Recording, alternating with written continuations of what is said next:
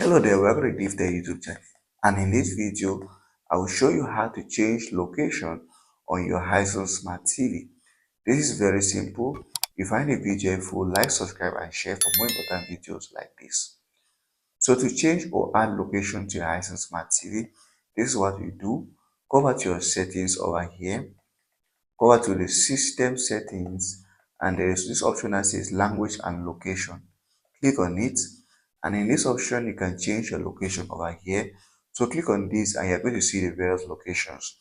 Now your Hisense Smart TV system is designed for either Europe, US, or Africa. Mine is for Africa, and then I can choose the African country in which I am in. So let's say for instance I am in Nigeria.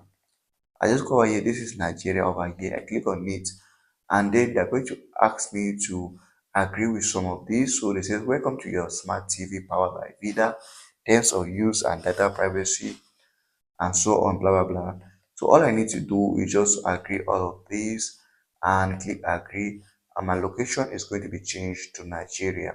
So when my location is changed to Nigeria, what is going to happen is that my my time zone is also going to be changed to Nigeria. But anyways, this is how to change your location on Hisense Smart TV.